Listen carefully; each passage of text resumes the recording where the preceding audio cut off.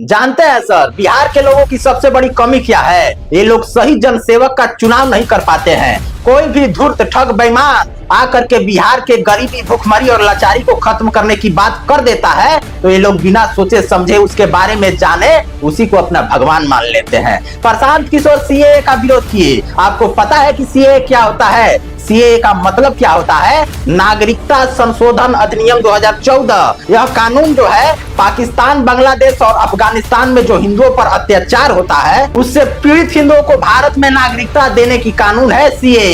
और इसी सीएए का विरोध प्रशांत किशोर किए थे। आखिर राष्ट्रवाद का पैमाना क्या है? किस पैमाने में नापा जाए प्रशांत किशोर के इस्लामिक प्रेम को और किस कलम से गद्दार को वफादार लिख दिया जाए? आपसे ये पूछा जाए कि अफगानिस्तान, पाकिस्तान और बांग्लादेश से आए हुए सभी रोहिंग्या घुसपैठिए मुसलमानों को देश से बाहर निकालकर फेंकना चाहिए कि नहीं फेंकना चाहिए? तो आपका जवाब होगा कि जरूर बाहर निकालना चाहिए उन रोहिंग्या घुसपैठिए मुसलमानों को। लेकिन प्रशांत किशोर नहीं चाहते हैं कि घुसपैठियों को देश से बाहर निकाला जाए। ये प्रशांत किशोर घुसपैठियों को देश में पाल पोस कर हिंदुओं का नरसंहार करवाना चाहते हैं। तभी तो ये एनआरसी का विरोध किए।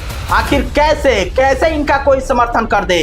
और आप कहते हैं कि प्रशांत किशोर का विरोध मत करो, ये बिहार को बदलने आया है, नौकरी देने आया है, पलायन को रोकने के लिए आया है। अरे ये व्यक्ति जो है आपके बिहार को रोहिंग्या और घुसपैठियों का गढ़ बनाने के लिए आया है।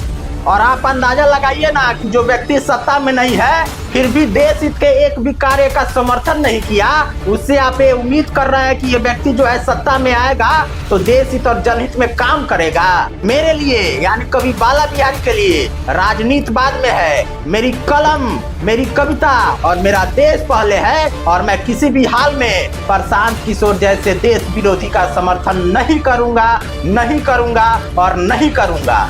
जय हिंद। प्रशांत किशोर के ऊपर बोलने पर कुछ लोग कमेंट कर रहे हैं कि प्रशांत किशोर बिहार को बदलने के लिए आए हैं। उससे पहले मैं आप लोगों को बता दूं कि प्रशांत किशोर सीएए, एनआरसी और वक्फ बोर्ड जैसे बिल पर अपना विरोध जता चुके हैं। और जितने भी लोग प्रशांत किशोर का सपोर्ट कर रहे हैं उनमें से ज्यादातर लोगों को ये पता ही नहीं है कि ये सीएए, एनआरसी और वक्फ बोर्ड बिल क्या होता है, इसका फायदा क्या है और इसका नुकसान क्या है। जानते हैं सर, बिहार के लोगों की सबसे बड़ी कमी क्या है? ये लोग सही जनसेवक का चुनाव नहीं कर पाते हैं। कोई भी धूर्त ठग बेईमान आकर के बिहार के गरीबी, भुखमरी और लाचारी को खत्म करने की बात कर देता है तो ये लोग बिना सोचे समझे उसके बारे में जाने उसी को अपना भगवान मान लेते हैं। प्रशांत किशोर सीएए का विरोध किए। आपको पता है कि सीएए क्या होता है? सीएए का मतलब क्या होता है? नागरिकता संशोधन अधिनियम 2014। यह कानून जो है पाकिस्तान, बांग्लादेश और अफगानिस्तान में जो हिंदुओं पर अत्याचार होता है उससे पीड़ित हिंदुओं को भारत में नागरिकता देने की कानून है सीएए।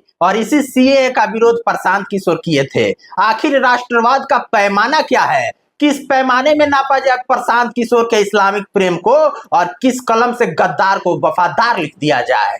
प्रशांत किशोर एनआरसी का विरोध किए। एनआरसी का मतलब क्या है पता है आपको? नहीं पता है? तभी तो कोई भी मदारी वाला आता है, डमरू बजाता है और आप उसके धुन पर नाचने लगते हैं।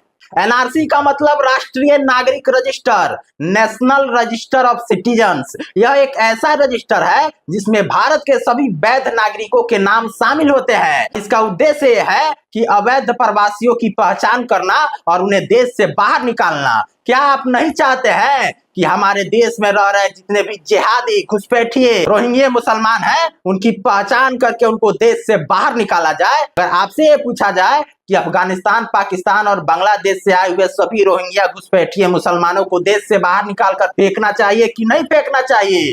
तो आपका जवाब होगा कि जरूर बाहर निकालना चाहिए उन रोहिंग्या घुसपैठिए मुसलमानों को। लेकिन प्रशांत किशोर नहीं चाहते हैं कि घुसपैठियों को देश से बाहर निकाला जाए। ये प्रशांत किशोर घुसपैठियों को देश में पाल पोस कर हिंदुओं का नरसंहार करवाना चाहते हैं। तभी तो ये एनआरसी का विरोध किए। आखिर कैसे इनका कोई समर्थन कर दे?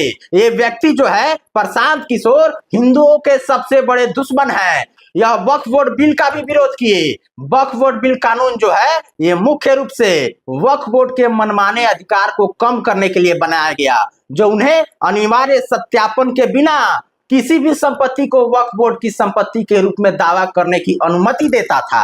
अभी कुछ दिन पहले आपने खबर सुना होगा कि पूरे गांव के गांव जो बसे हैं वो वक्फ बोर्ड की जमीन है, वक्फ बोर्ड की संपत्ति है। मतलब कि अगर वक्फ बोर्ड आपके घर पर, आपके जमीन पर अगर दावा कर दे कि ये जमीन जो है वो वक्फ बोर्ड की जमीन है, और आपके पास अगर कागज भी है उस जमीन का, उस घर का, और वक्फ बोर्ड के पास कोई भी सबूत, कोई भी कागज नहीं है, तब भी वो जमीन और वो घर वक्फ बोर्ड की संपत्ति मानी जाएगी। और इतने खतरनाक कानून को खत्म करने पर प्रशांत किशोर इस कानून का विरोध किए थे।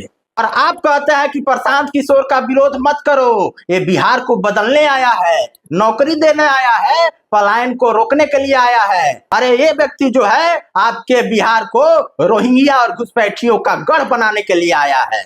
और आप अंदाजा लगाइए ना कि जो व्यक्ति सत्ता में नहीं है फिर भी देश हित के एक भी कार्य का समर्थन नहीं किया, उससे आप ये उम्मीद कर रहे हैं कि ये व्यक्ति जो है सत्ता में आएगा तो देश हित और जनहित में काम करेगा। मेरे लिए यानी कवि बाला बिहारी के लिए राजनीति बाद में है, मेरी कलम, मेरी कविता और मेरा देश पहले है। और मैं किसी भी हाल में प्रशांत किशोर जैसे देश विरोधी का समर्थन नहीं करूंगा, नहीं करूंगा और नहीं करूंगा। और मैं कवि बाला बिहारी दावे के साथ कहता हूं कि मैं बिहार में प्रशांत किशोर के सरकार को नहीं बनने दूंगा। और इतना सब कुछ जानने, सुनने, समझने के बाद आपकी क्या राय है, कमेंट बॉक्स में अपनी राय जरूर दीजिए। जय हिंद, जय भारत, जय बिहार।